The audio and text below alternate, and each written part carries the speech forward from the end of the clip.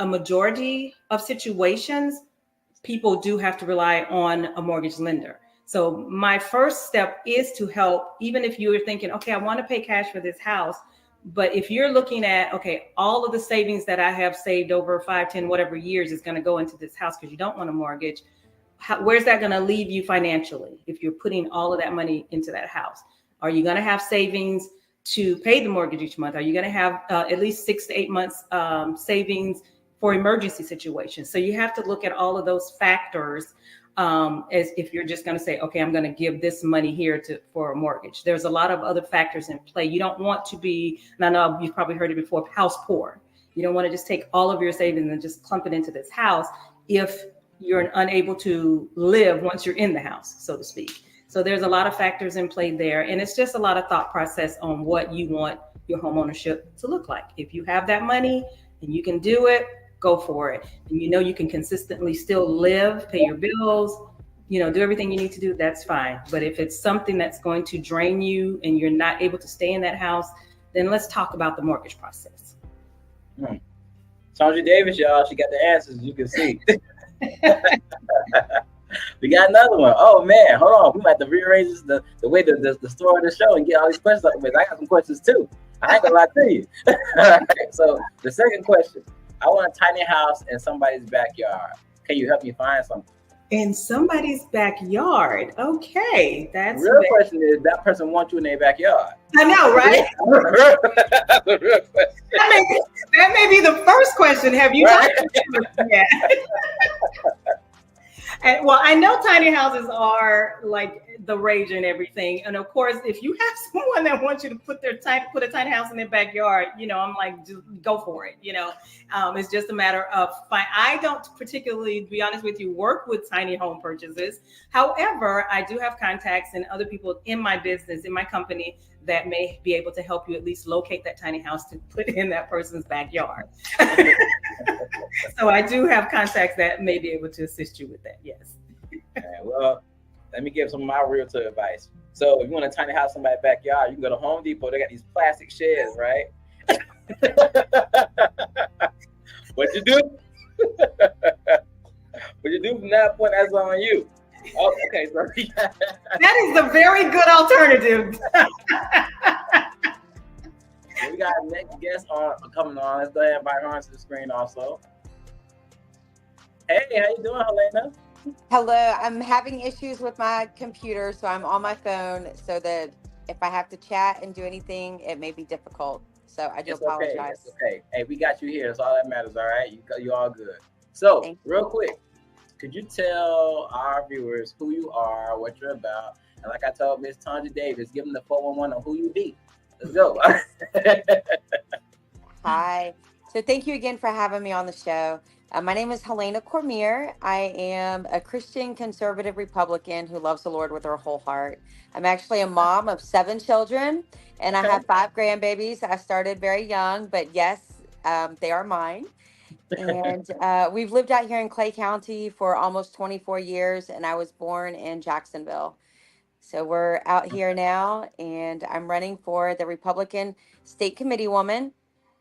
And I am also a realtor as well. So I've been a realtor for about 3 years, and it is a game changer and life changing. So the good thing about having you two on now is when we get to the questions about, buying houses and getting the real estate, stuff like that, we can get 2 good perspectives. So that's a good thing, good for our viewers and everything. Maybe you should be able to answer that one about the tiny house. Yeah, I barely heard that one as I was getting on there. It's difficult, but what I will say out here in Clay County is we've got a company or a nonprofit organization, Operation Barnabas, and they are trying to build a tiny home community. And the only way that they would have been able to do it is if they could have basically done a PUD development and submitted that. Now, the requirements out here in Clay County, you have to have 5 acres of land, and then you can build a PUD development and try to go through all those planning and approval. They're trying to change it a little bit out here to see if they could have less land, because this particular one has about 2 acres, and trying to build the tiny homes for some of our veterans. And so it's a great way to do it if it can get done. Being in somebody's backyard, regulation and code is not gonna probably allow it. So you don't want to get shut down after spending all your money doing it. So for me, everything's honest, ethical. You cannot tell a lie, and you've got to obey your county commissioner rules and permits and everything else. So if you can't do it legally, then you may be wasting your money. Oh, okay. So Helene, I got a question for you. 'Cause I heard you say something, and Tanja, this will fall under you too. You said you're building small houses for veterans, right? Well, I'm not, but one of the nonprofit organizations is trying to. So Operation Barnabas is out here in Clay County, and they have realized that trying to have some of the veterans in the same place is a little bit difficult, but they have the capabilities of being able to do some of the individual tiny homes so that these homeless vets can have a place. And so they are focused on your homeless veterans and just loving on them and getting them back what they need so that they can move forward. Well, that's a good thing because I'm a veteran myself. I did some time in the Air Force, and I just started getting my military benefits. And when I see those veterans come into the Veterans VA's clinic and stuff like that and everything, and see what they're going through, I'm like, how do people not care? These are people who fought for your country, put their lives on the line, and they get home and they're put in the streets. I just feel like there should be something set up automatically where when a military person, a veteran, gets out of the military, where it's automatic, boom, we're starting to set them up, get them a house, get them straight, get the place to stay, whether it's been a positive or negative discharge. They still did their time for that country. So I feel like there should be some program set up where they're helping people get in the houses. And veterans just shouldn't be homeless, period, unless it's on their own accord. You know what I mean? So that's just my 2 cents on it. You know what I mean? So, well, thank you for your service. Yes, yes. Thank you. I mean, no problem. We appreciate it. Gotcha. Okay, so what does a state committee woman do? You got the floor, Helena. Tell us what you do. Okay, so some people have to understand. Sorry, my hair. You have to understand how the Republican Party works, and we have the REC group here. That's your Republican Executive Committee. You have the board, your chairperson, secretary, treasurer, all of that, and you have a state committee man and a state committee woman, and you're representing the county. For me, it would be Clay County. So I would be representing the county as a whole at the local level with our executive committee. And then I would be going to the RPOF meetings, the Republican Party of Florida. And then when we go to those quarterly meetings, I would have a voice and a vote. So this is a non-paid position, but you're working here at a local level, representing the county, doing everything you can to support your Republican Party. And then you're going to those quarterly meetings, and then you're bringing that information back here. You know, there's just different things. It's a lot of volunteering and just a lot of serving and supporting our candidates and doing everything that we can to help people with the training, being prepared to run. Wow. And all of that. So it's awesome. That means you have a big heart for doing what you do, because you say you not paid and it takes a lot of volunteer hours. I salute you, because a lot of people wouldn't do it just because they have the heart to do that. You know, especially with how the economy is today, people want to get paid for everything. So I commend you for that, like for real, for real. Thank you. When I get to share my story, I'll tell you why my heart's so big and just, you know, all of that. Okay, all right, we'll get to that. But now to the topic at hand. You lovely ladies. So I'm pretty sure you guys know and have heard about the whole thing with Sandra Massey, right? Yes. So it's gonna be a very, very, very good conversation, I believe, because you're getting it from perspectives of Miss Tanja, you actually being a Black woman yourself, and Miss Helena, you actually being involved in politics and telling us how that's gonna affect politics and people's views and stuff like that and everything. So, I mean, it's going to be an interesting conversation. But let's start the conversation out by actually showing the clip, news report. I believe it's from Fox 10. I can't remember the channel, but I know we got Fox. And actually show the news clip of what actually happened. Can we play that, please? Are swirling tonight after Illinois State Police released new body cam video of a sheriff's deputy fatally shooting a Black woman in her home. 2 officers were at Sandra Massey's home to investigate reports of a prowler in the neighborhood. A warning, this video might be disturbing. You better not. I swear to God, I'll shoot you right in your face. Okay, I'm sorry. Drop the pot! Drop the pot! Massey had called 911 to report a suspected prowler, but seemed confused when deputies questioned her about it. While taking Massey's information inside, the deputies asked her to turn off the stove, heating up a pot of water. And that's when things take a turn in this video, as you saw. Massey's family is being represented by high-profile civil rights attorney Ben Crump. We are angry, but I can tell you our anger goes to one person, and that's Sean Grayson. She needed a helping hand. She did not need a bullet to the face. We won't be satisfied until we get whole justice for Sandra Massey. 30-year-old Sean Grayson is charged with first-degree murder and was fired from the sheriff's office. Grayson pleaded not guilty, and in the video claims he was worried about getting boiling water thrown at him. But a judge says Massey posed no threat. He's being held in jail until his trial. Vice President. Okay. So for those who haven't seen that, I'm pretty sure that's disturbing and heart-wrenching for a lot of people. But to give clarity on what happened, Sandra Massey actually called the Illinois State Police Department because she believed there was an intruder around her premises or whatever. The police responded, told her that they didn't see anyone, and came inside to get her information. As they were inside, she had a pot of water boiling on the stove and was instructed by police officers to turn off the stove. She went to turn off the stove, and out of nowhere, the cop raised his gun to her as if she was a threat, when he actually gave her the order to go to the stove, and actually ended up shooting her with some conversation that didn't show in the video. But I know there are some things saying that, you know, she's a very religious woman. She said she rebuked in the name of Jesus, and he responded and stuff like that. After that happened, they were trying to get the medical equipment, and the cop, Sean Grayson, actually made the comment saying, and this is me paraphrasing, but basically saying, there's no need, she's gone. That's a headshot to the face or something like that. I when you first came, somebody said they had not seen that. Yeah, it's been a big talk for the past week and everything. I actually came across that. I was actually sitting watching TV, and my wife was on her phone, and she came across it, and she told me, and I'm just thinking to myself, as a Black individual, it's hurtful. As someone who's seen everything we've gone through with, you know, George Floyd and all that stuff with going on with Black Lives Matter movement, it's frustrating. There's the fact that you get that feeling of the people who are here to protect you, can you even trust them? Because like every time you turn around, somebody's getting shot, somebody's getting killed by the same people to protect us for no reason at all. And there's a lot of questions, a lot of emotions that come from that. What do you guys get from that video and what's going on? We can start with you, Ms. Tanya. Well, first of all, my prayers to the family of Sandra Massey. It's very disturbing. Very disturbing.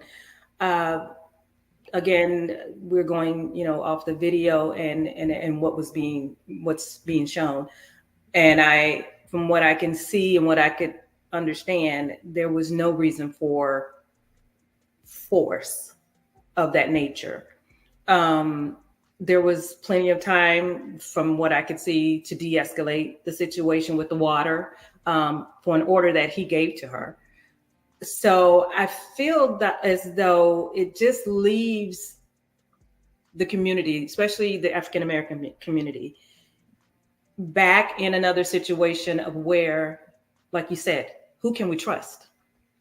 They were called to serve and protect, as they should. She felt someone was, I guess, had a situation where she felt someone was trying to break in or something, and she called the police, which is what you should do.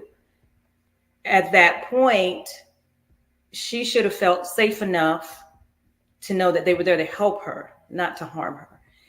And I don't understand how it even got to that point. I just don't. I just do not understand it. I've watched the video a couple of times. I've seen it, and I'm in my mind, I'm, you know, just playing the things that I've seen, and I'm just thinking there were so many chances of calming her down, de-escalating if you felt she was going to throw water. I don't know why someone throwing water would be a threat to two large men with guns and tasers, but okay.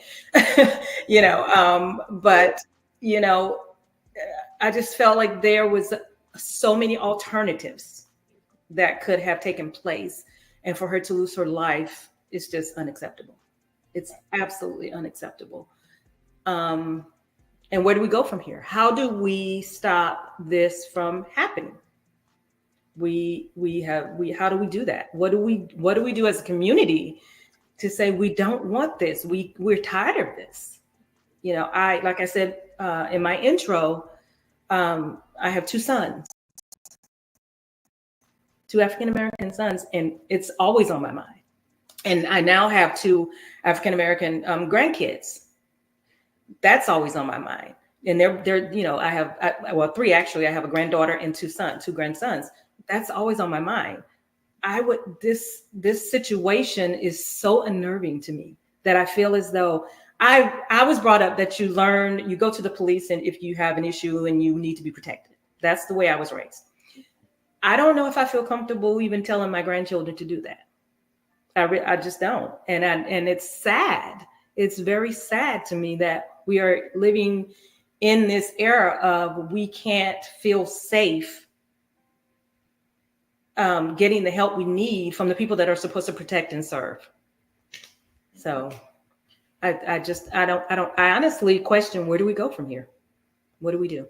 It's crazy you say that, where you said, and Helena, I'm gonna get to you, so I want to hear your point of view also. I'm sorry. But it's crazy you say that because it makes you think of a personal situation I had in my early 20s where I was driving my father's car and I was pulled over. And it was by a white police officer. I'm not going to put the name out or anything like that because that's not what we're about on here and anything about spread positivity. But back to the topic at hand, I was pulled over.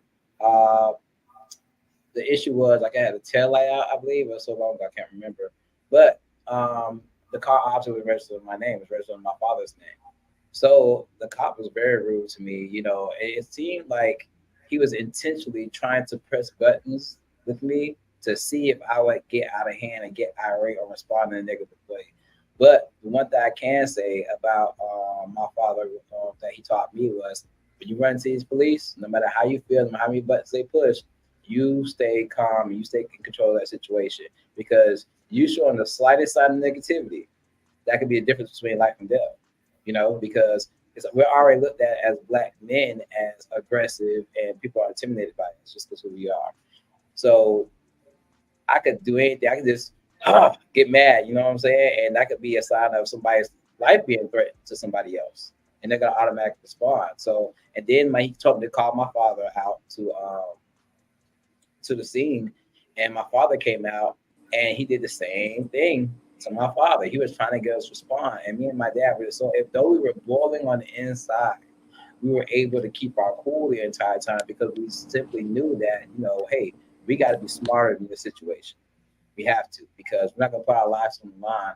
And I remember the cop leaving and telling my dad, your son, he's a good kid. He's a smart kid. If he would have showed any type of negativity, I would have took his ass down. That's exactly what the cop said. If your son would have shown any sign of negativity, I would have took his ass down. And like, your son's smart. Your son's smart. And I just remember that because it's like, being in those type of situations, no one should have to fear for their life and the people who are trying to protect them, especially if you're doing something like getting put up for a traffic light or speeding or stuff like that. You know what I mean? So there's a lot to it. But Helena, I do want to hear your point of view because with you running for a state committee woman, things like this are going to have a big effect on politics when it comes to who do people vote for and the views of the people running and stuff like that. So just from your opinion, when you see that video, how does it make you feel as a woman, as a person who's into politics, things like that? Give us your 2 cents on the situation. Yes. I'm going to try not to cry because I watched the video earlier and, my heart goes out to Sandra Massey's family and just the prayers for them and what they're going through. I cannot even imagine what it's like for them to watch this video. I watched one of the longer clips that was on one of the internet shows, and it showed the police getting there ahead of time, some of the conversation, them being on the inside. Um, and just there was so many different opportunities that it never should have got to this. Now, obviously, we don't know any backstory on anything else, but for this one situation, this never should have happened. When and we can't tell from the picture how far away, how many feet she was away from them with that pot of water, but they did ask her to turn it off. To me, there was signs of mental health or something that just was not 100%. That is number one, a factor that we have to keep on in the back of our minds as we're dealing with people and families. But when you're looking at that police officer on the other side of the counter and her being in the kitchen and just knowing from real estate that that should have been plenty far enough away, um, the threat, I mean, obviously, let the lawyers do what the lawyers are going to do. This woman should not have lost her life over this. And the training that we have to do for mental health is imperative. One of the things out here in Clay County, we have Sheriff Cook is our sheriff right now. Currently, she's up for reelection, and she has been so proactive and just phenomenal at being able to do things. They have different registries that if you have a family member who has mental health issues, you can register that family member with them so that the police officers know this person has issues, this is what it is. That information will help any police officers that know what's going on. And so when you think about the politics and how do these things matter, we have to have people in government that are proactive. So, like, I know Sheriff Cook had given an example about one of their family members is a runner, and one is one that will climb trees. So when he leaves and, they're having to search for him, all the deputies know you're not looking on the ground, you're looking up in the trees. That is something that is so imperative to be able to get them quickly, safely back to where they need to and back in, the proper places. Those things are huge. So when we know that there's things that we can learn in our county that we're doing, that we're applying, and if we can share that with another county, that's what Sheriff Cook does. She's trained all over our country on different things. But that's something to be able to help family members understand. Your sheriff in your county, you need to know them. You need to know how their policies are, what they're doing, what their stance is. Are they a reactive or proactive? That's huge. And I don't think people can understand how important it is for us to be honest about our family's medical. Some people don't want to give up that information and they may not want it out there. But when we're talking about their safety and their livelihood, it's huge. And for all of us that work with families that may be involved in family members, people in the community that may have drug issues, may have PTSD issues, maybe, the military homeless, whatever it is that you're working with, you need to have some special training so that you understand when you see somebody in crisis or when you see somebody in that state of mind that is not rational, that you understand you're not working with somebody that's 100% thinking the way we would normally think. And we have to pay attention to that. For me, when I've tried to raise my kids and teach them that you never know that person at the store, at the stoplight, at wherever, you can't just go off on somebody. You can't speak to somebody the way you want, whatever way you're feeling. You have to speak with respect, and you don't engage in that hostility or negativity because you don't know that other person's mentality or their mental state or where they're at. And the last thing you want is for something tragic to happen. You're just going to the grocery store, you're standing in line, and all of a sudden an attack happens. So we have to be mindful that we don't know what the other person is going through and to be cautious because not everybody is 100%, and that's okay. Like 100, like we have to understand that everybody is a person. God loves that person no matter what's going on with them, no matter what in life has got them to that situation, whether it, I've seen teenagers that huffed paint growing up in the neighborhoods. They lost their mental state. I'm 100%, their brains were never the same. We still have to love them, and we still have to try to work with them, and we still have to try to do, because God still loves them and they are still worthy of loving, but they're not going to think the same. And Right. that's the unfortunate consequences.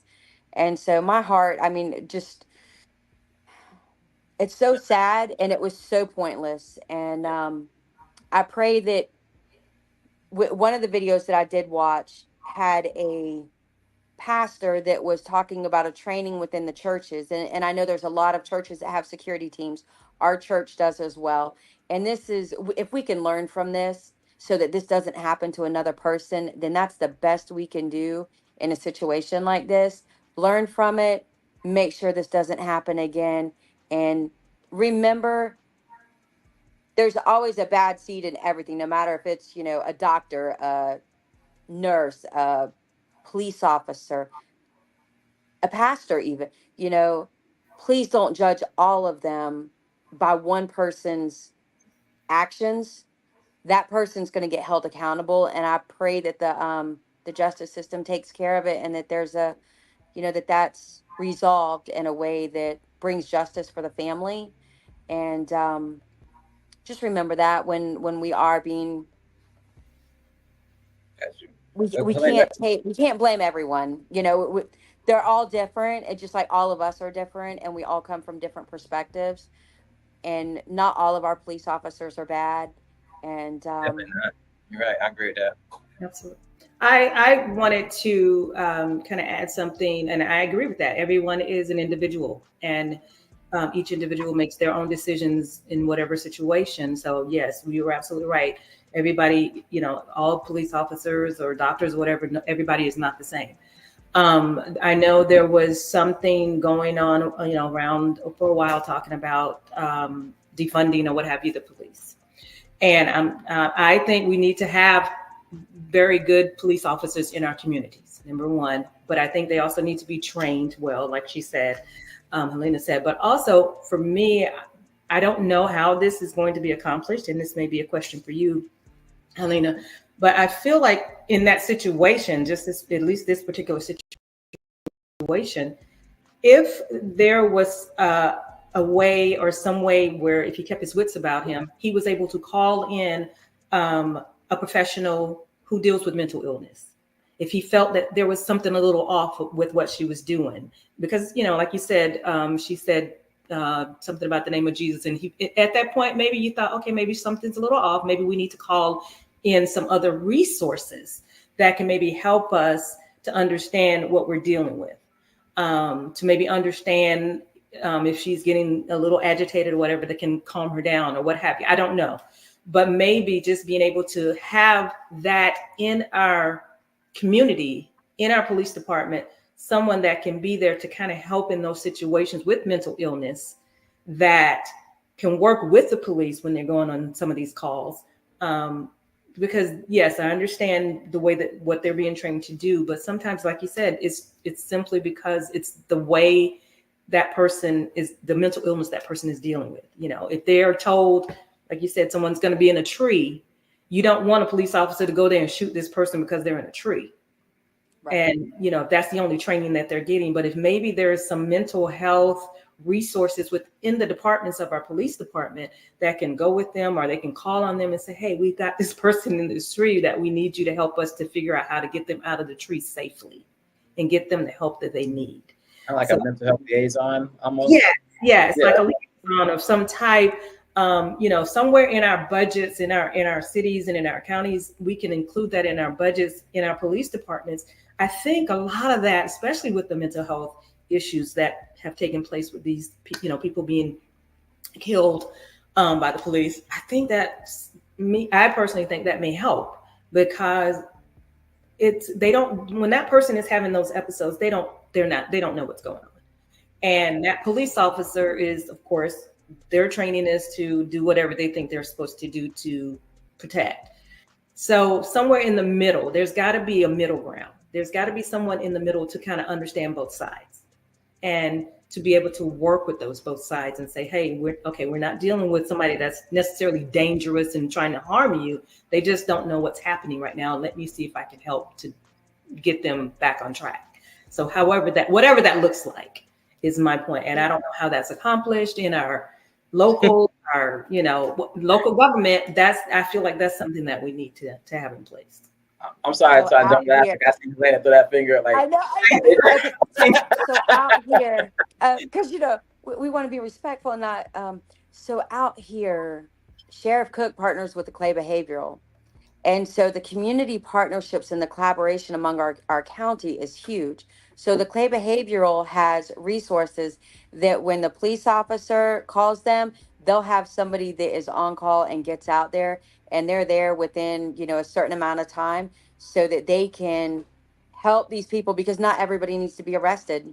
And there's times that when you do have somebody with mental health and there is that awareness and everybody knows it, they need that de-escalation, because at the time, if there's a behavioral where they're violent and you need it to come down, but they haven't gotten to that point yet, that having that resource is huge. And so having strong communities, I cannot explain enough on how important they all work together, and having that communication so that they're all on the same page, being able to make sure that our systems are talking to each other, is another one as well. And I believe that if we do have someone that is, like you said, that comes in and helps, it may not only help the person with the mental illness, but even that police officer who may be whatever triggered at that moment or feeling agitated or feeling uneasy about what the situation may be able to help even calm that police officer down so that they won't shoot them. So, okay, this is what needs to happen. We're not dealing with whatever, but it's kind of like you said, that liaison, someone to just help cooler heads prevail in situations that are just not the necessary actions that don't need to be taken, such as this one. There were two officers there, and it should have been there should have been some type of just take a breath. Mm-hmm. She's got a pot of water. We understand that. First of all, it's water. At the most, he would have had some burns and he could be okay, but she would still be alive. But at least let's take a breath, give her a moment to decide what's going to happen with the water. And these are just my solutions, I'm not saying this is right or wrong. Maybe the second officer could have gone over and turned the water pot off himself while he talked to her. I don't, these are just things that I was thinking through as I was watching the video. You've got two officers. Hey, the water's boiling. Would you mind going over there and turning that off so we don't have a fire while I sit here and talk with Miss Massey, find out what the situation is. So there were just a lot of avenues there that could have been taken. And maybe if a third party was there, who knows, they could have brought those into focus to help the police officers recognize, hey, just a moment, she just needs a little help, just calm down and we can get this taken care of. 100%. The longer video that I saw, the police officer noticed. I'm sorry, I don't want to cut y'all off. You're good. You guys are giving good content. I promise you are. But at the same time, I do want to make sure, because we have viewers actually making comments too, and I want to make sure that their statements included too, and we address them also. So if we could we have some of those statements pop up on the screen that were going on while we're having the conversation? First one: don't register me as crazy, that's scary. I feel that one. Reason means because if you walk around with an armband or some kind of identification to let people know that, hey, I got this going on, this mental illness, stuff like that, people are automatically going to judge you and treat you different. First of all, they're not going to know what's wrong with you. So 1,000 crazy possibilities might run through their head, and based on what they're thinking, is going to be the direct reflection of that is going to be how they treat you, because they may think, okay, and I hate to use these words, but people use words when they say mental illness, they use words like retarded, slow, and stuff like that and everything. And that's just the status quo of what goes through most people's heads and stuff like that. So I can understand that. You guys have anything to say about that?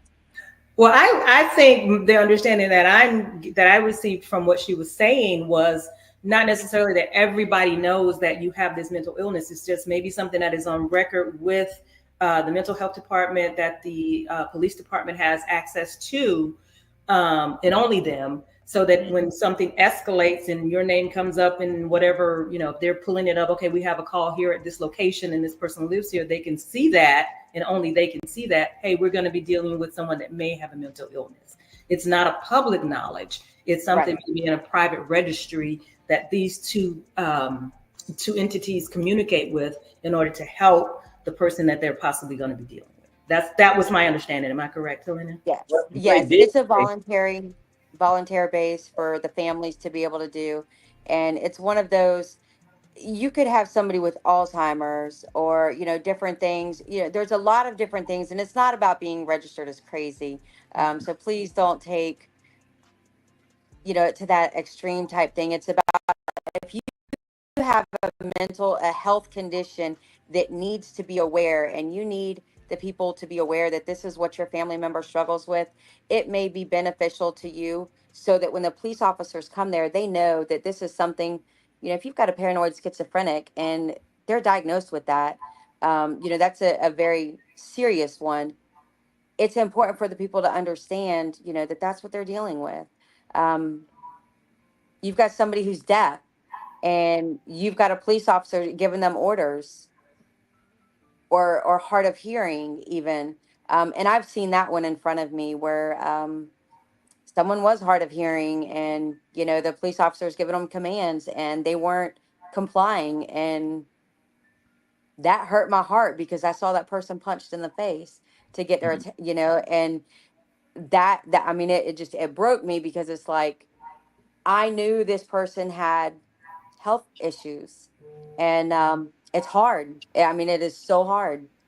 I think if you think of it in the light of, like I said, it's a private registry between the two community two entities, so it's not like it's out there. But if you also think of it, how many times we walk around, we go to the grocery store or the whatever, and we see people with their service animals or whatever. We don't know what their issue is. We just know they have a service animal, whatever that means. We don't. It's not displayed on their service animal. Oh, I'm this, or I'm that. It's a service animal, and they have that service animal for whatever reason. So it's kind of just letting someone know, and letting these entities be aware of what the possibilities are or could be when they're answering those calls. Like you said, the schizophrenic, or the person who was deaf. My mom had dementia, and there were times when she would, have her moments and would leave the house and things like that. And it would, that's terrifying to have someone to leave the house not in their state of mind. And if you call the police, you don't want the police to aggressively approach them, because you don't know what they're going to say. You don't know, and then something just terrible happens, and it's not that person's fault. They have dementia. They're going through an episode. So at least if something was on record, okay, this person at this address, whatever, has dementia, and then when that police police person pulls that address up, oh, this person we're dealing with is a possible dementia patient. I think they would better know how to handle it, or at least be able to bring in the resources that are within the department to say, hey, I need you to come with me because we have a possible whatever, and we can see if we can help this person. Good stuff, guys. Good stuff. All right, the next statement that came up was that policy would not have helped in this situation. They asked her, had she taken her medication? So he appeared to have known her. He was the one. So when I say he was the one, that he was the one in the wrong. So with that statement, I don't know for sure, but it was stated that there was some way that they could tell. I don't know if it was by an armband or something. There was something that let the police know that she was dealing with some state of mental illness. So the police did know. And so how do you guys feel about that? Now we know the fact that the police didn't know she was dealing with type of mental illness and still responded in the same way. Because honestly, I have questions. And some of those questions are, once you, like for example, if she called you guys to the house to help her, how did you guys perceive her as a threat in any way? If she's calling for your help, is it because of the mental illness you assume that she was a threat? And that's why I was saying what I said before about people being registered, because people already, like, when they realize that there's a mental illness you're dealing with, people already make assumptions. And if she called you guys for help, I don't see any reason you would assume her as a threat unless you were basing it off her mental illness. If that makes sense. Yeah, I completely understand what you're saying. And again, that's where that third party would come into play. If they knew that going in, and they would have either brought along or called someone to say, this is what we're dealing with. And hopefully that person would have been able to de-escalate the situation. I don't really know. Like you said, I have a lot of questions as well.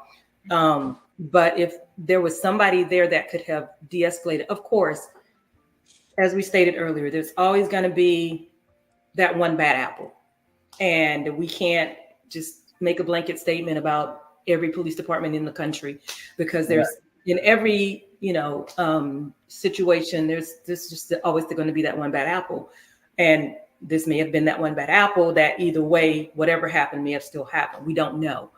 But I think if you're talking just overall as a whole, if we can have protocols and things in place that will possibly help, I think it would be better than just saying, okay, we're trusting this police officer who's trained in a certain way to deal with a mental illness and not know what to do with that and possibly get it escalated like it did.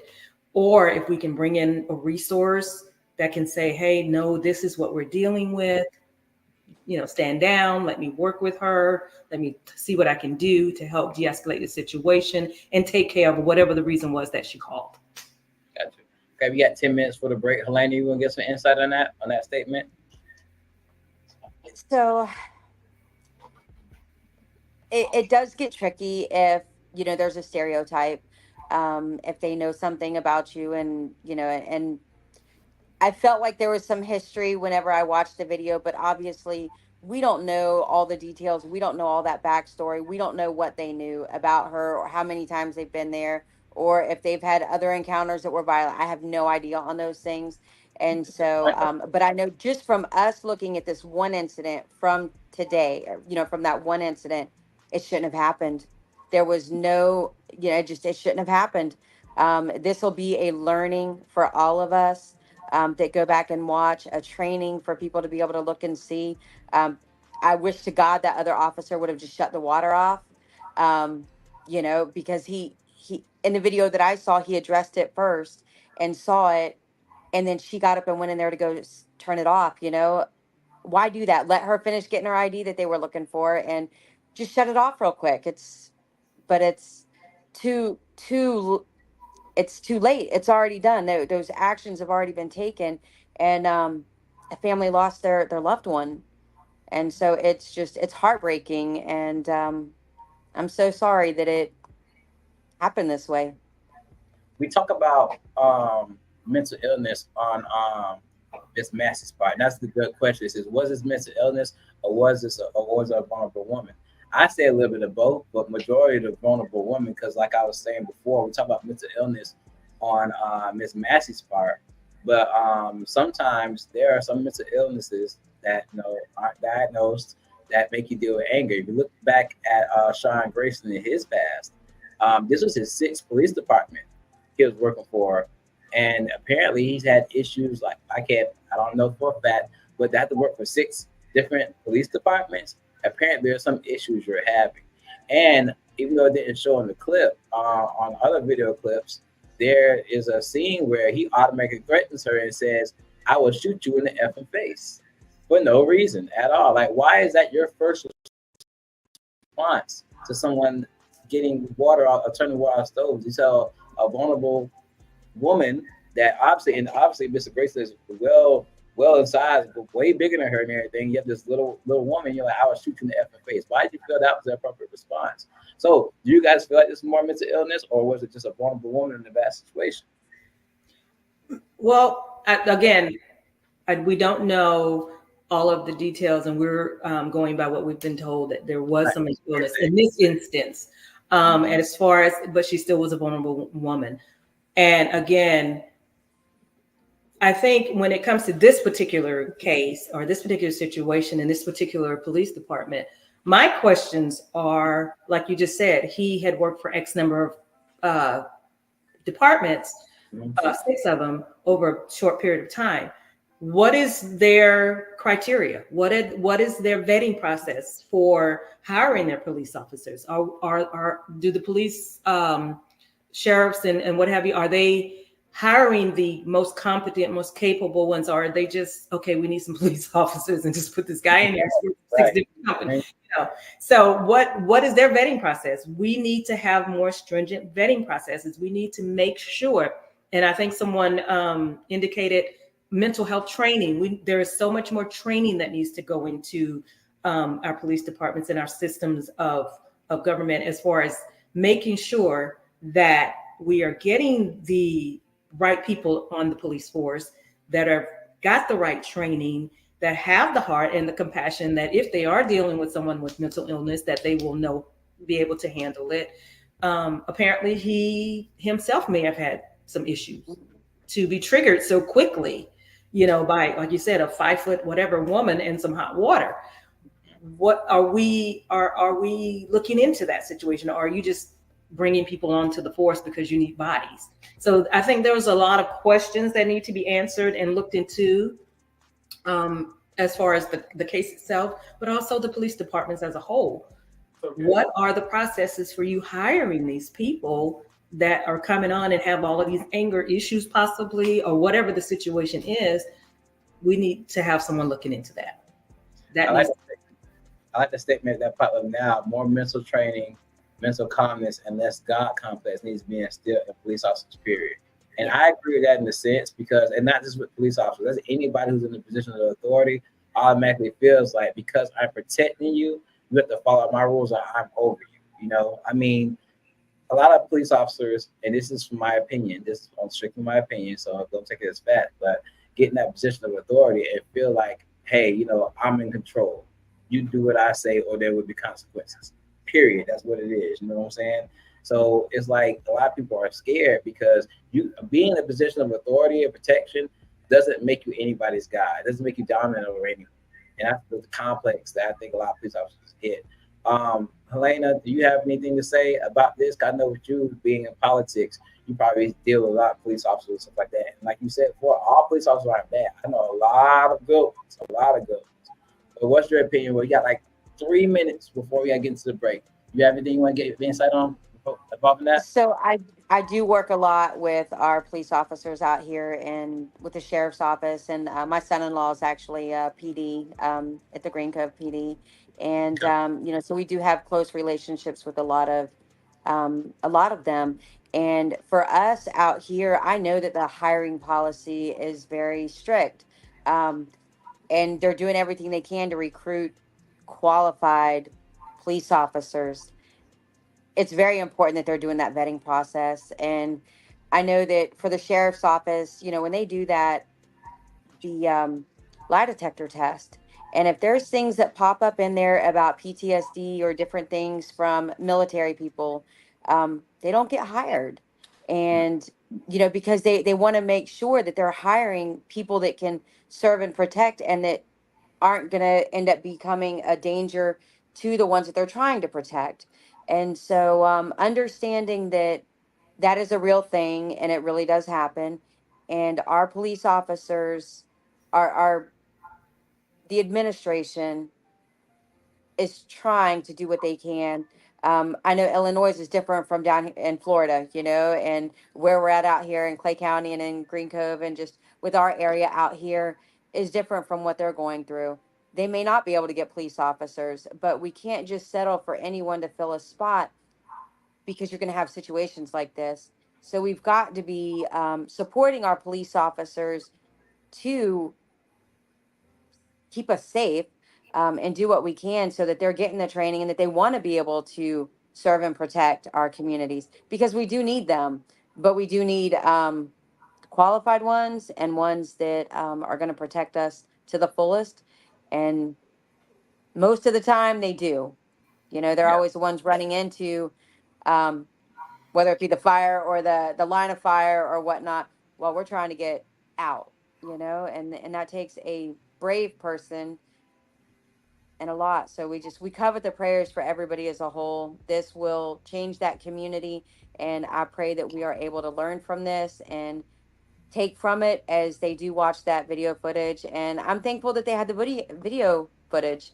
Body cameras are important, and having that out there is just going to change a lot of answers. So I encourage the departments to continue moving for that. Gotcha.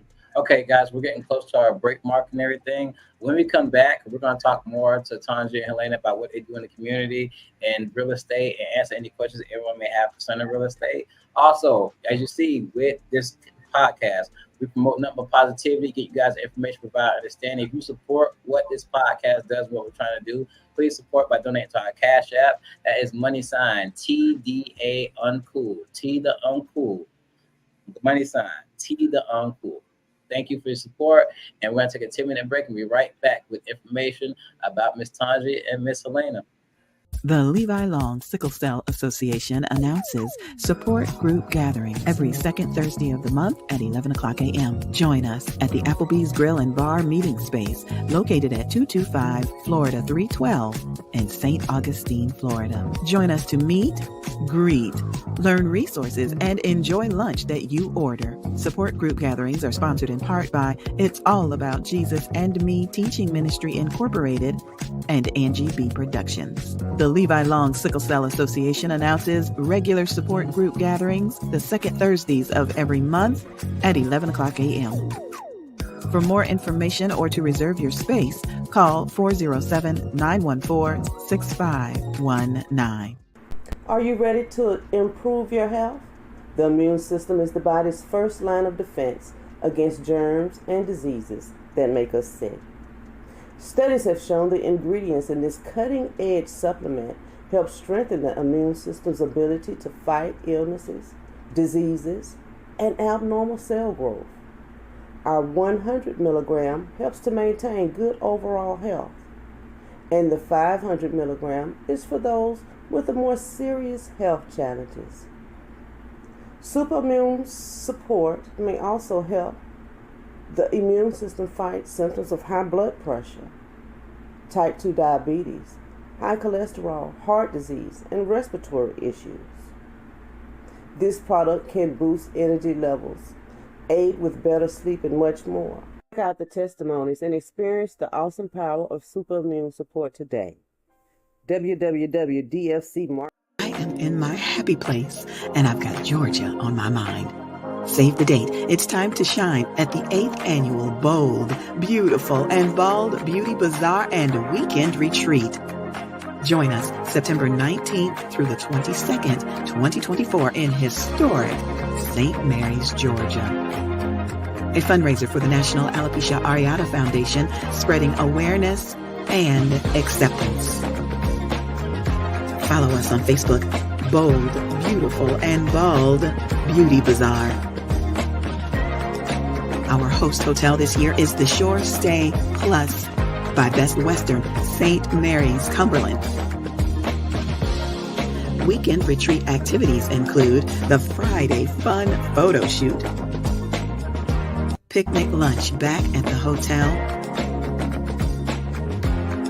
and the Royal Blue Beauty Bazaar Fashion Show takes place on Saturday.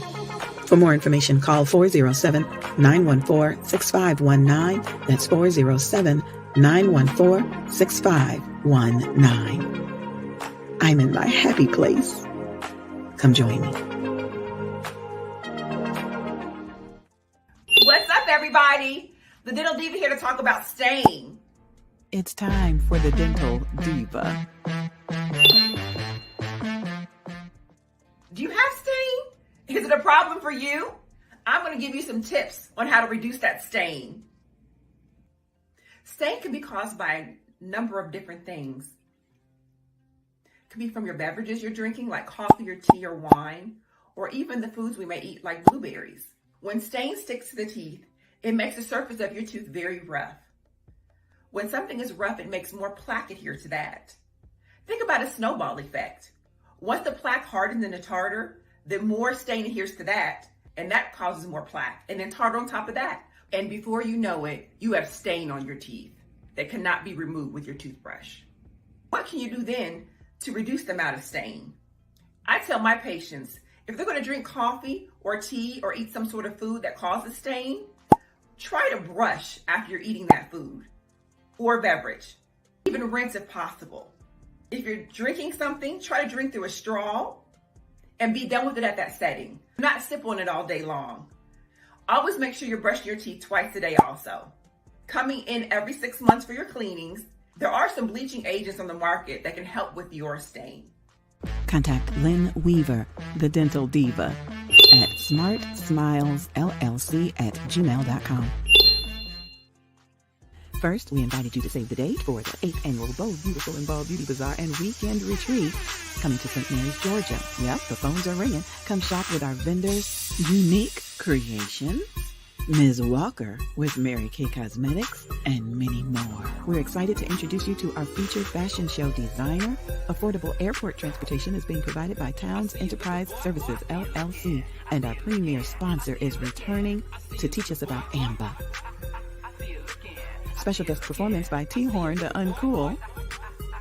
You got your eyes on me, I can see them. Like it on Facebook, but I can delete your eye. Put you on a block, I keep nothing secret, so now I gotta choose what kind of meal I'm a future boy. Get your tickets today for only $10. Send a cash app to 407-914-6519. That's 407-914-6519 for the cash app. Or come on out and join us.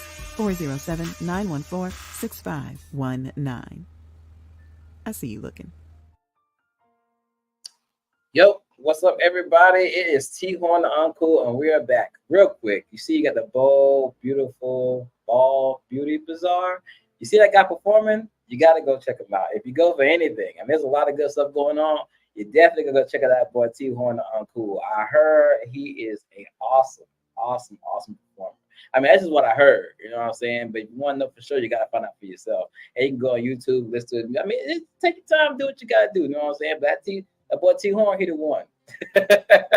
All right, moving on. Let's get back to our conversation. We just got done having that conversation about Sandra Massey and the tragedy that happened, but now we're going to get into something more positive. Let's bring our guests back on the screen and talk about getting these houses, getting the real estate. We got Helena back on the screen. Hey, Helena. We got Tony G back on the screen. Hey, guys, welcome back. Hi, Thank you. So, guys, now I get to nitty gritty. My positive people portion of the podcast. You guys are both in real estate. Now, with that being said, buying houses, from my opinion, from what I see, buying houses is something everybody wants to do, but kind of isn't in the ballpark for people right now, this day and age with the inflation and things like that and everything. So, with you guys, well, actually, let's do it this way. Let's give you guys time for people who are just tuning in to reintroduce yourselves so people can understand who you are and what you do. Start from Miss Helena. And Miss Helena, you talk about your state committee woman stuff too, if you want to also. But let's go ahead and start from Miss Helena. Go ahead and reintroduce yourself to everyone and tell them what you're about. Hello, everyone. Thank you again for being here.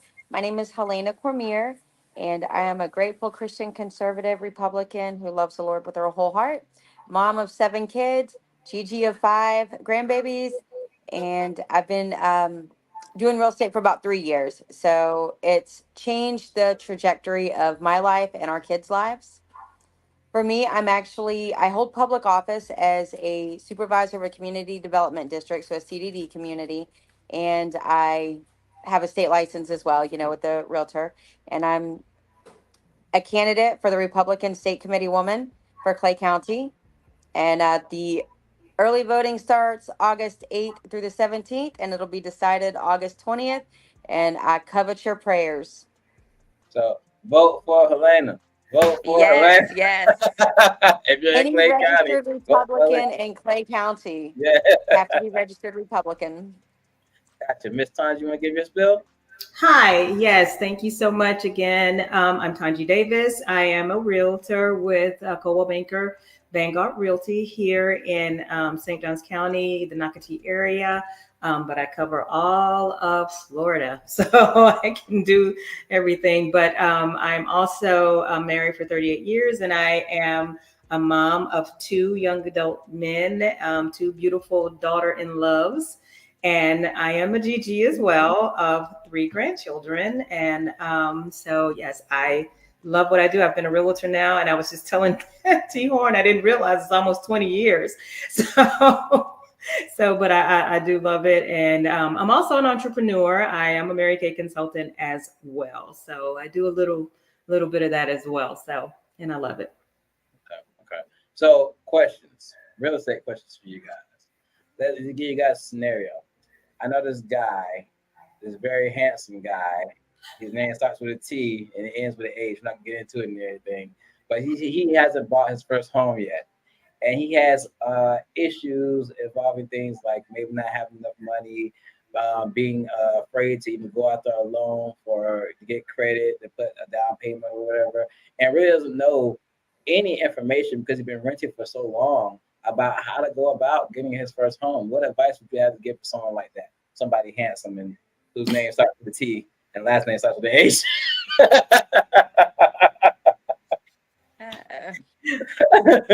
Do you want to start, Helena, either or? So it doesn't matter how handsome you are or not handsome you are.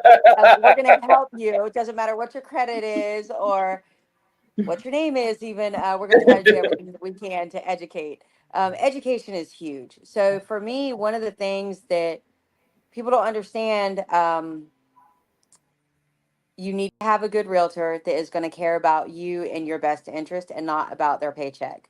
The paychecks come eventually. One of the things, so I'm a realtor with Florida Homes Realty and Mortgage, and we are statewide throughout Florida as well. I typically only work in Clay County unless there's, something major pressing that, I need to. But for me, it's Clay County because it's easiest for me to drive and to service and do everything that I need, and I can be the best realtor because I know this area, and there's enough realtors and enough real estate. Let them do the ones where they're specialized in their areas. So for me, if you want to move out here to Clay County, let me know. One of the things that I didn't mention is friends tell friends to take a realtor to the builder. You need personal representation. That sales agent at the builder works for the builder. And if you walk in there alone and you give them your information, then they will not pay for your agent. But otherwise, they would. And so they're always going to have that loyalty to that builder because that's the one that pays their paycheck. And that's the one that is, it's just different. So do not give them any of your information. Please make sure that if you're listening, no matter where you live at, do not walk in there. Do not sign up at a event or whatever that they're doing Fall Fest. If you give them your information, you become their lead. If you go online and you click on that button, so because you're just dying to see that house and you don't want to be patient and wait for your realtor, you will it will not be good for your financial pocket. And the other thing, the broker that I'm with, his name is James Angelo, and he got tired of brokers taking the 25% commission. So he flipped the script and he started his brokerage back in 2008, and he did a flat fee company. So for me, that's very important, and for you as well. So for me, he charges 0.002 of the sale price. So on a $300,000 home, he charges $600, and I keep the rest of my commission. And then he also allows me, he will give up to 25% of that money for agents that I have under me, because he, just believes that if he does everything to help us be successful, eventually it works out well.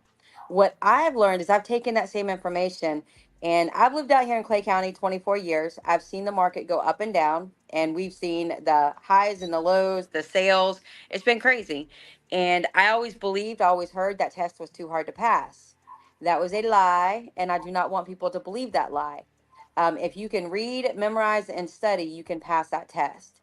Now, as a person, if you give me a referral and you say, Helena, go help my mom sell her house, and I go sell her house and I say thank you, I can legally give you a $25 gift card, say thank you for that referral.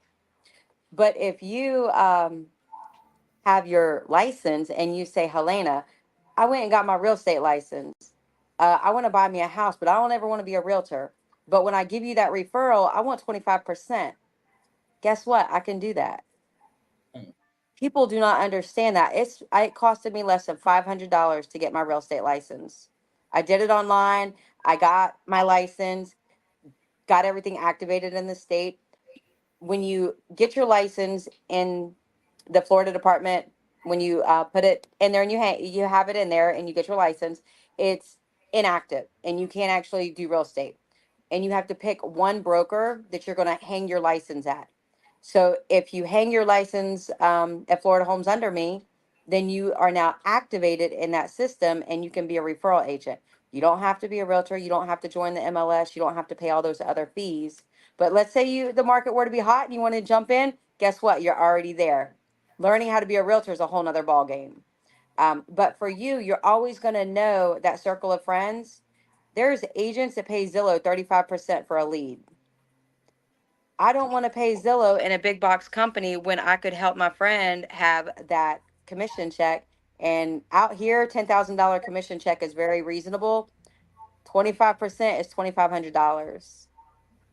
That's no laughing matter. That's somebody's back to school budget, their Christmas budget, their fun money, whatever, just by saying, hey, go help them buy or sell a house. And so I want education. I believe that all young people should hold a real estate license and do that continuing education because they're always going to know their circle of people. Now, realtors weren't always telling people this, but I believe that it's worth sharing and that we should, because we should empower everybody else as well. And to help these families, if you're capable of learning, go for it. Yes, get your license and then call me. Somebody said I need to get my license too. I'm playing. Y'all making money. It's and the builders pay even more, because they do different commission and different stuff. But for you or anybody else that's trying to get that first time home, that is an avenue that if you want to put the blood, sweat, equity in there, it's worth it. Because if you were to say, hey, Helena, I'm doing this one and it's a slow market, I want 50% for my down payment. You can do that. You can negotiate it. Got you. Sandra, you had something to say also? I heard you trying to say something earlier. Yeah. I was just going to say, if that's something that you are interested in doing and getting your license, absolutely. There's more. There's a bike for everybody, and I agree with that part. For those who don't want to get their license, I do know people who are there that are like, no, we don't want to do that. So if you don't want to get your license, there are programs that will help you as a first-time home buyer. That is money. Some certain monies that are out there. There's Hometown Heroes. There's certain down payment programs that you can possibly qualify for. There are some guidelines, of course. There's no free money. I tell everybody, do not think that first-time home buying programs are free money. They are not.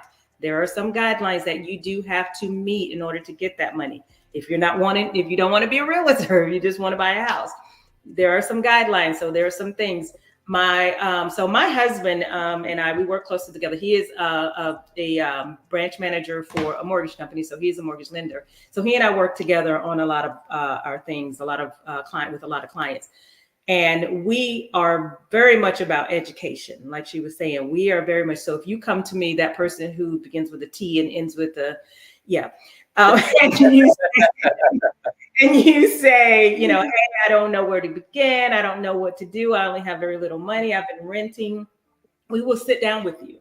We actually take the time to sit down with you and say, okay, let's look at where you are right now. Let's look at your financial situation. Let's look at what you're wanting to do, where you are at this moment, and where you want to go.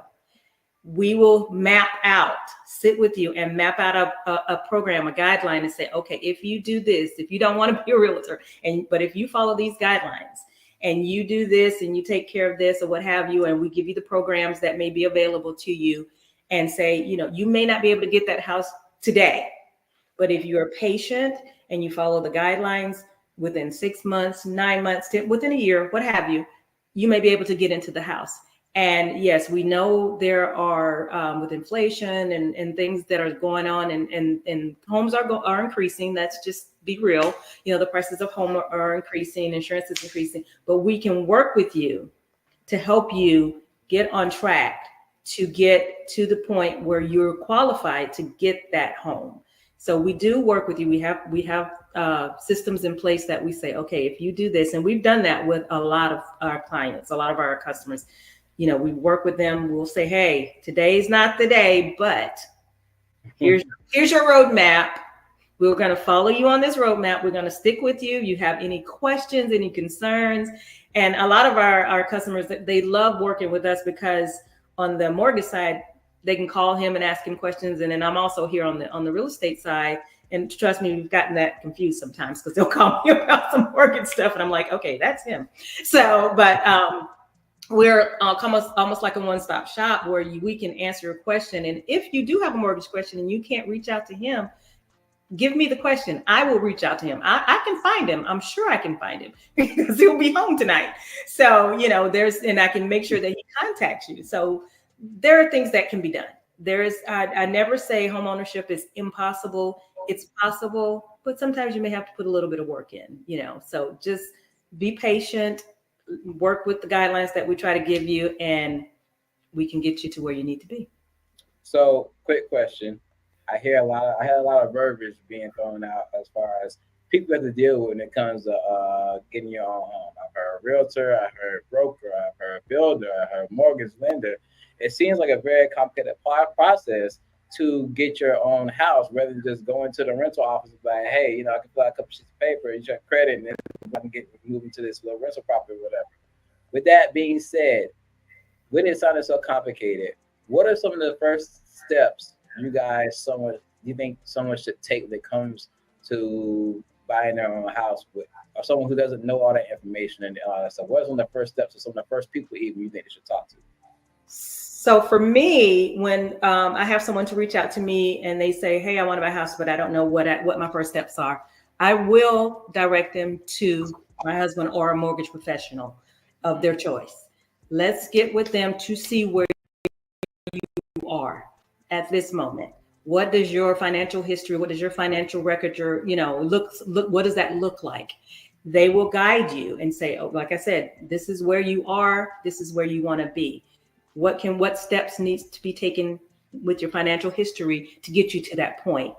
And so it's just a matter of reaching out and saying, okay, here's my information. This is what I want to do. Can you help me? And you can start with the realtor, or you can start with the mortgage professional. More than likely, you're going to end up starting with that mortgage professional, just so we can get a snapshot of where you are financially to get you to where you want to be, so that you can get whatever that house. Because if you think about, like you said, yeah, you can walk into that rental office and sign a lease, and get that apartment or home or whatever. But the money that you're spending to do that could be used to put toward a house that you can purchase.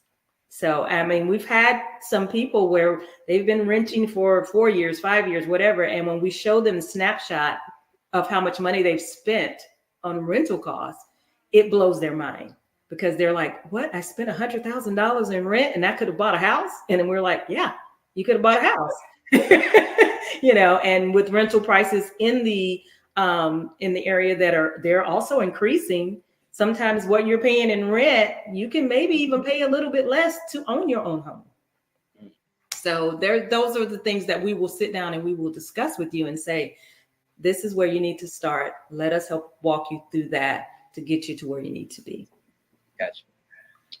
Yes. Elena, you got any insight on that? Yes. So, I mean, pretty much what she said, it's very important for people to understand when they're renting, they're buying a house or they're paying for a house. They're just paying for someone else's because it's their investment.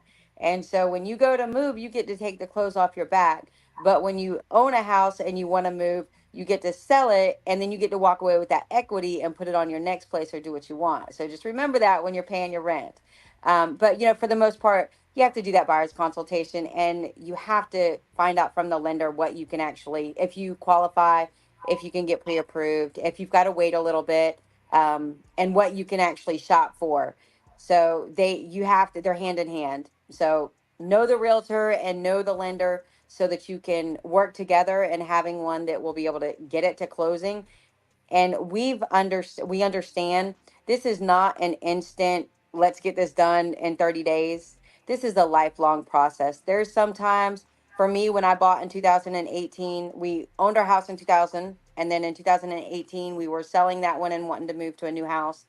We had a late payment on our mortgage, and no lender could touch us until like August of that year. And so this was in February. We had got a new job, had no idea. And so the lenders were like, as soon as this year is up and you can actually qualify, then you can do this. So they're like, keep doing everything you're doing to move forward. And so sure enough, come June, it was with the builder. Come June that year, the agent had called me and she's like, hey, if you're still where you're at, then they said that we'll go ahead and do this contract. I was very specific. I was like, on this last house, this floor plan, before you get out of the community, please call me and let's see if it's close enough. And it worked. For us, we realized that no matter what somebody's credit is and whatever they need to do in repair, if there is situations like that, it may take them a year and it may take them up to 2 years, but within 2 years, almost max, because sometimes they need that if they get a tax refund to help pay off some of their debt or to improve, their credit or to earn that down payment that they need. It's a lifelong process and we're there for the long haul. And we love it when they can come in there and they qualify and they're able to get qualified and be able to buy a house really soon and quick and move forward. But we're there for everyone, even the one that takes 6 months of saying, hey, great job, you're getting it done. Let's keep going, keep checking in. And that buyer's consultation will break down all of that. And like she said, it's a relationship. I have yes, I love the relationships that I build with the people that I'm helping them to buy their homes, because I get to see families move into their first homes. I get to see even maybe that senior person who has this giant house now and needs to sell it and wants to downsize. And I've seen them from their first home all the way up to through their kids going through school, the kids getting married, me being invited to the wedding. So it's a lifelong relationship. And a lot of times people don't realize we're here to help you. Even after the sale of the house, even after you've moved in, if you've got some questions about something and you're not sure about the market or whatever is going on in the neighborhood, the area, let us know. Call us. Whatever information we can share with you about your area. If you're ready to sell and you're not quite sure because you saw this house down the street selling for less than what you think it should have sold for, give me a call. Let us help you to navigate those waters of real estate. We are here. We have the answers. We have those answers. We also have resources. Like we said, the mortgage people that we work with. We also have resources. I know on my roster, we have handyman, for instance. We were talking about that earlier. We have handyman. Real quick, let me put it in. So I should have had the information. Everyone, if you need a handyman, you need something fixed in your house, look up Earl Horn. That's my people. He's the man. He's the man. He is really good. He is on my roster. I recommend him a lot, Mr. Earl Horn. So we have those. We have roofers. We have people that we work with that are in our list of, my company calls it, we got a guy. So there are things, if you need it, you can call me and say, hey, my air conditioner went out or whatever. I don't know who to call. I got a guy. I can call, hey, call this guy and he'll help you, that kind of thing, or this person. So we're here for the long haul, not just you bought the house and we're done. No, we're here for the whole process. I just recently closed on one, and she wanted to redo her shower. And she said, I don't know anyone who can take my bathroom and put just a walk-in shower. I gave her a list of people that I work with for that. So we are here for that. We have resources, and that's what the realtors are for. So we're here to help you from beginning to, I don't want to say end, because we never end. We're always here for you. Got you. There's a comment earlier someone made, a guest. Helena, welcome back. I thought I lost you for a second. Thank God you're back. But there was a comment earlier that someone who's watching made, said that their mom actually helped them, create a budget. There it goes, to see where the money is being wasted. Then I got my house. So something to take from that, everybody. Listen to your mom. They know what they're talking about. Absolutely. My children, absolutely. And because I'm a realtor, when they were ready to buy their homes, that was the first thing. They were like, okay, Mom, what do we need to do? Well, what do I need to, that kind of thing. So it was a pleasure to help both of them with, purchasing their first home. But absolutely listen to your mom. But so we're here to help you create those budgets, help you to get yourself on track, and just give you information you may not have even known, because there are programs, like I said, that are out there to help you. There's things that we can do. Even people who have been in bankruptcy situations, don't think, oh my God, I had a bankruptcy 8 years ago, I'm never going to be able to, but no, let us look at it. Let's look at it. There are things and there are guidelines that are out there that may help you to get past that and get you into your first home. So there's things that we can do. Don't fear it. Don't fret it. There's always a way. It may not be today, it may not be tomorrow, but we can figure out a way to get you in there eventually. That's what's up. That's what's up. That's what's up. So next question. As you know, we talked about this recently. Put an insert from my Uncle Earl, how he does works on houses like that. My family, I have a family of people that are always, good with their hands, building, interior design, very much into real estate, very much into, the housing situation and stuff like that, and everything, as far as building, refurbishing things like that and everything. What kind of advice would you give to someone who's looking to buy a property that's like maybe has a little wear and tear on it and it needs to be built up? First of all, do you even try to get people to buy properties like that? And if you do, what advice would you give them on that?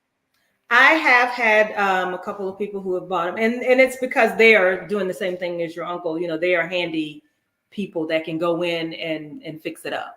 So, and that's fine. If that's something that is in your wheelhouse to do, absolutely. Because I always tell people, especially my first time home buyers, please know there is no such thing as a perfect home. It is going to be perfect to a certain extent. Every home is going to be different. And I have this little thing that I do with my my clients is before we even get started, I make them draw me up a list of tell me what you would want in the perfect house that you want to buy. And then we go back and I say, now let's get real. Let's get real, because everybody wants that. And so now then we start checking. Okay, I'm like, do you really have to have a jacuzzi in the kitchen? Stuff like that. A jacuzzi in the kitchen. People they want what they want. So we hone in on the realism of what's out there.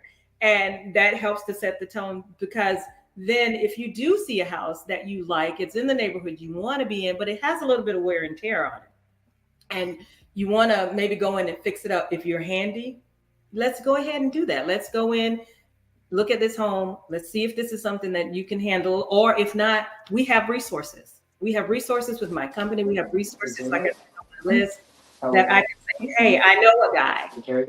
Girl, he can come in and help you fix that bathroom or help you fix whatever, and help maybe, and we can get him in, get you an estimate so you can see what that looks like before you even purchase the home. So there are things that can be done.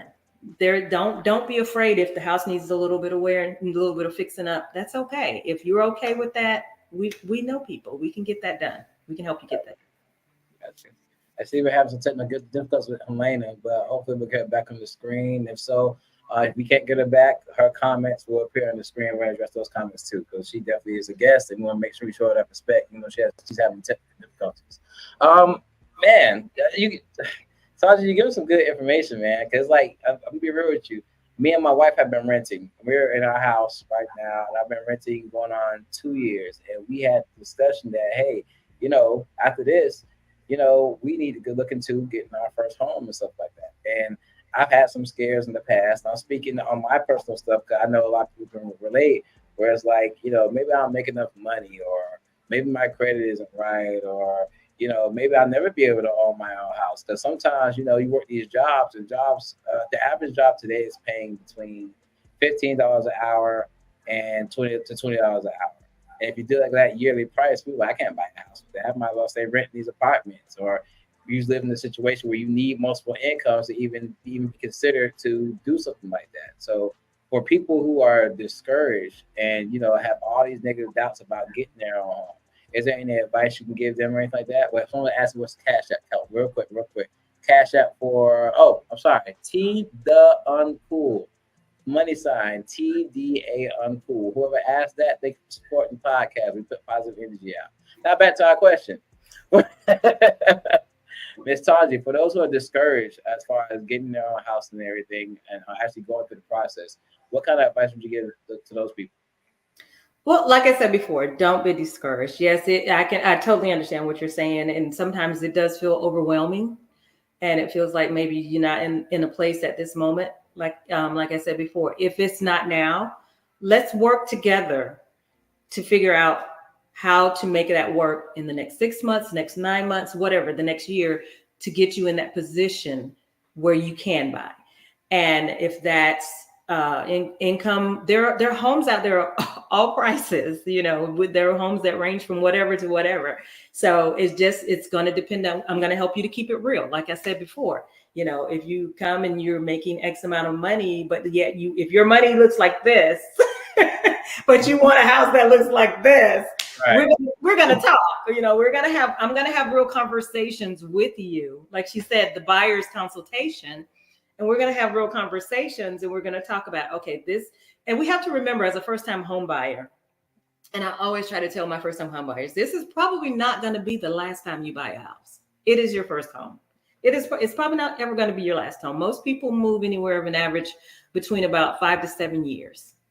So it's not going to be your last home. So start somewhere, whether that's the 2-bedroom or the 3-bedroom little bungalow house that fits your needs right now.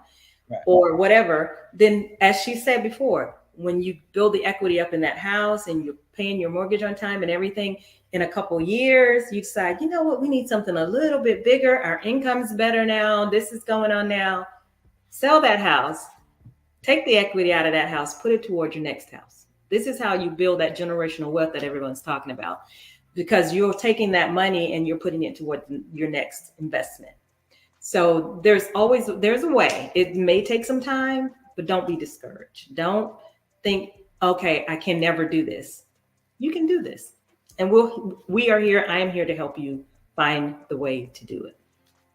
Oh, Lord. Thank you, Tonya, because that motivated me. Oh, my goodness. Oh, man. No, I joke a lot. But no, seriousness though, that's very motivational, because my personal dream has always been to, buy a house, if it's good, stay in it, raise money up, move to the next one. Or if I have to fix it up, move to the next one, and start investing in rental properties. You know what I mean? And have that constant income coming in where I'm not working, or even work my day job, but still get income from the house and stuff like that. But my issue has always been, I've never had the money to actually start that endeavor. So hearing you say things like that, and say things like, hey, we'll help you figure it out, we'll this and that, and everything, giving those motivational cues, it helps. It helps a lot. It puts me in a spot, as well as the viewers who want to do the same thing. Like, maybe, maybe I can do this. It's going to take some time. I can't get it right now. And that's the problem with us as people. We always want everything right there, right now. We have that right now complex. Mm-hmm. And none of us have the patience to actually do the work and be patient enough to actually go through the process, to trust the process, right? So that's very, very encouraging for people like me and others who are watching and stuff like that. Okay, we got a question. Is Tonya going to the Bold, Beautiful, and Bald Beauty Bazaar? Yes, I am. I will be there. I am actually going to be modeling. Yes, I am. I am going to be one of the models in the fashion show. So I'm very, very excited about that. It's actually my first time. So I'm very excited to be a part of it. I love what this organization is representing, the awareness of alopecia, and getting rid of the stigmatization behind it. I love it. So I'm excited to be a part of it, and trying to see if I can get all my little, sparkly things together so I can walk the fashion show. But we'll see how that works out. But yes, I will be attending, and I'm very, very excited about it. Well, that I can say that I've noticed that women who are bold, bald, and beautiful, y'all really be killing the sparklies. Y'all be killing this. Y'all be bedazzling yourselves up, man. Y'all be killing it. We gotta make it. We gotta make it shine. We gotta make it shine. There ain't nothing wrong with that. Also, like I said before we started, guys, we got back from the break. Myself, T-Horne da Uncool, will be performing at the Bold, Beautiful, and Bald Beauty Bazaar. So it's gonna be a good time. So come out and support, these ladies and what they're doing. Some alopecia awareness. We're having positive energy, positive music, about fashion shows. It's gonna be a good time. I mean, I'm not bald, but we're gonna see. But you're bold and beautiful, so there you go. There you go. Halfway there. So I'm going to support. You know what I mean? And plus, shout out to my producer, Angie B. I think she's hosting the whole thing and everything like that. But she's like the the main spokesperson for this thing, and she's been going in. So shouts out to Angie B too. You know what I'm saying? So let's see how many. We got like 20 minutes left in the show. I gotta think of any more questions that come to mind with real estate. Because like I said, you encouraged me to the point where me and Mark are going to be out of our job pretty soon. The first thing we're going to do is come see you guys. Helena, you back? You be good? We got you?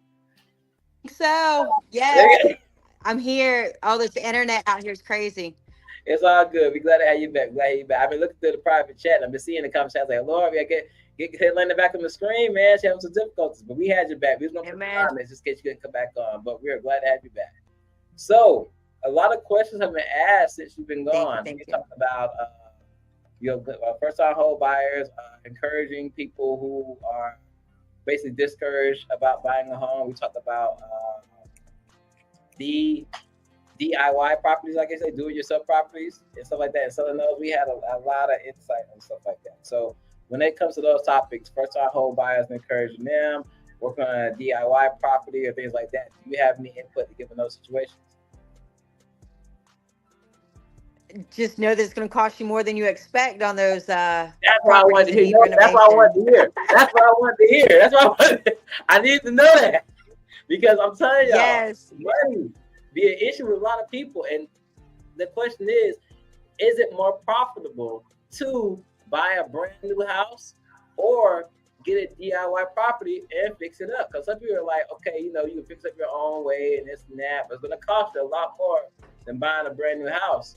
And then some people are like, yeah, I'm going to get this brand new house, but it's not actually built the way I want it. I just bought it because I want a place to live and stuff like that. So which one is better, the new property or the DIY property? You guys tell me. I don't know. So, I mean, it really depends on your preference. But one thing that I will say, so out here in Clay County, you can still buy a brand new home for just barely, around 300, 315, 320, all day long under 350.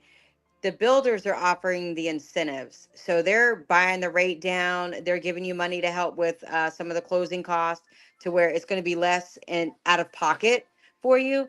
And you still qualify, when you're getting them for under 5%, when the normal interest rates are 7, depending on what time of the month it is, it's going to get you in there. So if you're looking at spending $350,000 and you're able to get in there and decide, hey, this is one that I want to rent. If that community allows it, then you've got a home that you can rent and have a warranty on your home. It's brand new. You're not going to have to deal with the roof, the AC, any of those things for quite some time. So depending on what you're wanting to do, you can save a lot of headache if you're trying to do that rental, because I heard a little bit of conversation about the rentals. And you have good renters because they're living in a good neighborhood and they like what they're doing versus buying the cheaper, rundown, older that's going to cost you more than you ever imagine on those renovations because, you've got your budget, but it's that unknown that comes in there and gets you. And that house that's older is always going to be older when you want to sell it. And 5-10 years from now, if the market's better or you want to unload the ones that you have and start all over in another area, they're only 10 years old. So it's stuff to think about when you're trying to invest. Gotcha. Okay. Oh Lord, y'all just make it so hard. No. Just hey, get the pre-approval, know what you can shop for, and that's the beginning part. Yeah. Know how much money you have to have in the bank. Know what those costs are going to be, and that helps you know when you can shop, or if you need to wait. So Oh, I thought, okay. Well, one of the things that she was saying, I agree with, and she was saying about you were asking, and you're right. Of course, if you're going to do a DIY home, you do, like I said before, you want to make sure you have the budget to do that. If it's a newer home, you don't have to worry about those renovations and things like that. However, If that's what you want to do and you have the budget to fix it up, then absolutely. Or if you have the budget to pay someone to help you fix it up, absolutely. It's going to be a preference more than anything. It's just really going to be a preference. And it's also what she was saying about saving, your money. That's the other thing about being a first-time home buyer. If you can save money, please try to save money. Try to have some money in the bank saved, because there are certain out-of-pocket costs, whether you're buying an older home that you're going to renovate, because you got to have that money to renovate. If you're buying a newer home, some of the closing costs, yes, we will help you, or the new builder will help you in certain closing costs, but you still want to make sure you have monies to move. Because you have to, make sure you have that. You want to make sure you have monies for your utilities to get those turned on. You want to make sure your expenses in moving. You want to make sure those things are in the bank. So, and mortgage companies will look at that and making sure that you have enough money in the bank to pay, I believe it's up to 6 or 8 months of your mortgage payments. So they want to see that. You want to have money in your account that shows, yes, I can get this house and I have the money to maintain it and take care of it at least for X amount of time. So save your money, save as much as you can. And yes, there are programs to help you with certain down payments and things if you don't have a lot of it, but just try to save as much as you can. Gotcha. So, and this may be out of the ballpark question. Oh, I'm sorry, real quick. To answer that question, they said that Elena have the script on the shirt. I'm sorry, we all know we lost her. Sorry. You can't answer that question. But out of the park question. It relates to what we're talking about, but it's not out of the park. So we know we've been hearing a lot of talk about people getting loans and stuff like that. And this is a question for me. With me working with the school system and everything, I see a lot of people when it comes to the school system, nonprofit organization, getting things like grants. You know what I'm saying? So let's just say, do you work with people like, say, I want to get a property and I want to build a boys' home or something like that, and I want you to try to go about getting a grant or something or getting a loan to do that and stuff like that. Do you help people with situations like that? I don't particularly work with people like that. We do have people in our company that's more, now you're leaning more toward almost a commercial type of situation, because you're talking about buying a building to, yeah. So you're looking at more of a commercial property. And we do have agents in our company that are specialized in things like that, in just commercial properties, and they help you to find those properties and help you to get whatever it is you need to get it to them. So for those who don't understand, I do, but I figure you can explain it a little better. A lot of people probably won't understand who are just coming into a home buying game, difference between going for a residential property and going for a commercial property. Could you explain that real quick so people understand? Yes. So a residential property is just that. It is a property where you will be residing, that the government or the mortgage companies and the government says you will be residing, living in that home, either as a direct, that's your personal home, or a personal, like second home, that type, but it's your home that you will own personally and you will be living there. Commercial properties are basically, if you're buying something, storefront, for instance, if you want to start a restaurant and you want to buy a storefront or a building to start that restaurant, or like you said, a boys' home, if you want to buy a building for different businesses and things like that. So that's when you're dealing with the commercial properties. And so they're two separate entities. And we do have specialized people in our company in Coldwell Banker that specialize in strictly the commercial industry. And they work with people in getting those buildings to secure whatever they need to start their businesses. And people live in the commercial properties? Like say they started a business like a restaurant, something like that, and they want to make the back of the area like a place they could live and stuff like that. Does that have anything to do, or would it like disqualify them from getting help as far as getting commercial properties and stuff like that? No, and like I said, I don't do the commercial side of it, but so you're saying like if you had a pizza shop below and you wanted to live above it or something like that. Right. Yeah, it really is going to be the way that your mortgage is going to be handled. Part of it's going to be commercial and the other part is going to be the residential part. So it's almost like you're taking two separate mortgages on those. So. Wait, hold on. We got Helena's scripture below. Yes, I had to walk outside. Ain't nothing wrong with that. Ain't nothing wrong with that. Hey, Hey, we Helena, gotta do what we gotta do. Yeah. while you were gone, people were asking, was there a scripture on your shirt? And you got it scrolling at the bottom of the screen. Is that Jeremiah 29:13? Is that Yes, that is mine. Yes. It's that actually on Bible? all my marketing material as a realtor as well. My broker allows me to have a memory verse. And so as a candidate, it's on all my stuff. And, that's the thing. A lot of people didn't get to hear my story. If we lose connection, please find me on Facebook. I shared my post on May 28th on my personal page, and then June 10th on my campaign page. And it tells you where I came from, and by the grace of God, what he's done in my life and where we're at today. So I'm very grateful. So, real quick question, because after that, Tanja, you need to get your information too. But real quick question, Helena, what made you choose that scripture in particular? I went through a lot as a child and as a teenager, and some of the things that I went through were very traumatic and evil. I mean, when you're abused as a kid, it's very real. And no matter what I've went through, I've known that God has a plan and a purpose for me, and it's not for evil. And even though evil things do happen, he still uses it for his honor and glory. And when we call on him, he's there for us, and he hears our prayers and answers them. And when we seek him, we find him. And so that's what I've done and what he's done, and very special. It's good to hear someone with strong faith, and that strong faith they have actually pushed them in a positive direction no matter what negativity they've been through. So that's very good to hear and very uplifting. So we have Helena Cormier. I'm saying that Cormier, right? yes. Cormier, yes.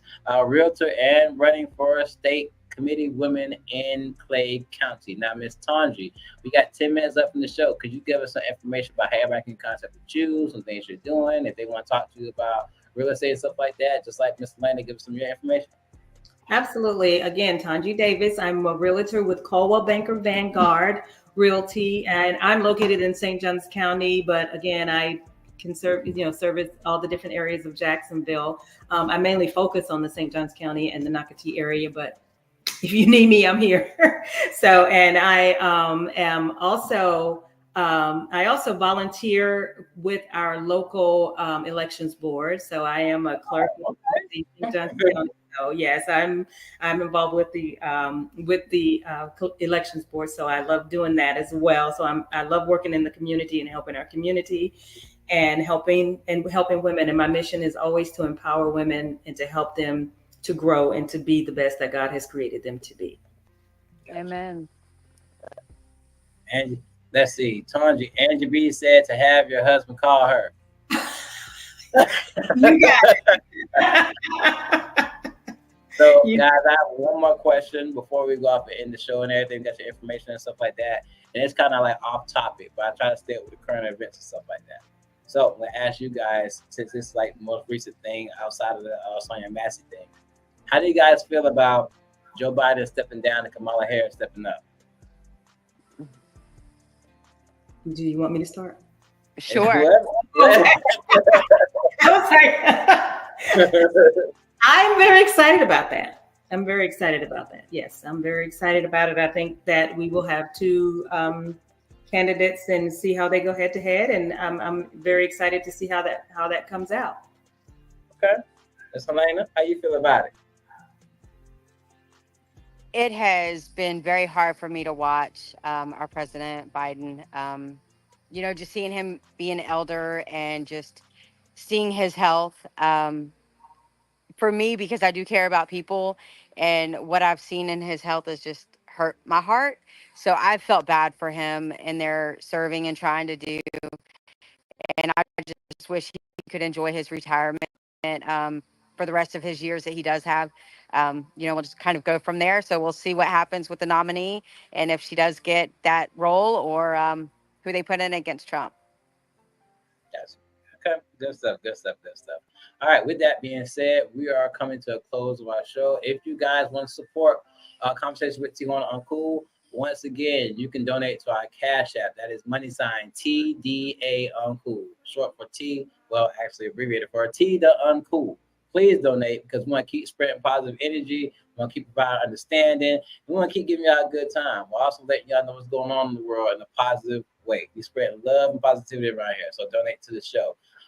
My show premieres every Tuesday at 7 p.m. and you can catch it on Thursdays at 7 p.m. Also, you can catch it on YouTube. You can catch it on Facebook. We stream through StreamYard. If you're watching on Facebook, you can catch it on my page, the T-Horne da Uncool fan page, or you can catch it on the Conversation with T-Horne da Uncool group. So join that group, like that page, and watch on YouTube. We have 2 great guests that came on tonight who talked about some great stuff. Let us know about real estate, have encouraged me to go into my house buying process. Thank you guys so much. And we talked about important issues, current events, where we talked about Sandra Massey and how that situation shouldn't have happened. I'm pretty sure people still have questions, but the fact of the matter is, even though somebody did lose their life and it's sad to say that had to happen, this is a learning experience in 2 ways. First of all, it advises us how we should be with the police, because we never know what we're going to be with. But also, it's a reflection of how evil the world has gotten and how we need to be better toward our fellow man and stuff like that. Because that situation shouldn't have happened, and it's a tragedy for real. That woman shouldn't have had to die, especially when she was calling for help and everything. With that being said, you guys have anything else you want to say before we end the show out? Any information we give out? So as a candidate, one of the most important things for me that I've been running on is unity among the Republican Party. We have to be praying and putting on the spiritual armor of God. Our fight is not against flesh and blood, but against evil and principalities. And we see that all across our country. And then second, for me as a Republican, trying to get our residents engaged and to want to be involved. And any of these people that are moving here to understand this is a closed primary state. And we've got to be able to reach our 18-year-olds as they're starting to be able to age and be able to vote. And then the third one is a collaboration among our county and among our elected officials, our communities, families, and the other state committee men and women. And I do believe that focusing on those 3 will help tremendously keep Clay County red and strong and keep our Christian conservative values. Gotcha. I told you last shot. You got anything you want to say? Oh, I just wanted to say, just pray for our country, pray for our nation. I agree. I believe that we need to come together, not just as parties or individuals, but we need to come together as a nation. And I pray for that every single day. So we are one nation under God, and we need to start behaving as such. So, got you. Well, I definitely want to thank you guys for coming on tonight. You guys have gave some great information. You've encouraged me as well as the viewers. I'm pretty sure from this podcast, a lot of people will be hitting you guys up to talk about things such as, what's going on in Clay County on the political side, as far as, if they want to buy houses, as far as the realtor side and everything. I'm pretty sure it's going to be a very good networking tool for you guys, and I hope the best in both of your endeavors. I really do. Thank you so much. Thank you so much for having me. No problem. I appreciate you guys being on the show. With that being said, we're going to go ahead and end out. This was Conversation with T-Horne da Uncool. Join us next time. We're going to have another Boss Behind topic and have a good time. We're spreading positive energy, giving understanding, and we're here for y'all. So if you want this love, you want this energy, keep watching. I'm T-Horne da Uncool. This is Conversation with T-Horne da Uncool. Y'all know what I say. I know what I do. Be blessed. Be uncool.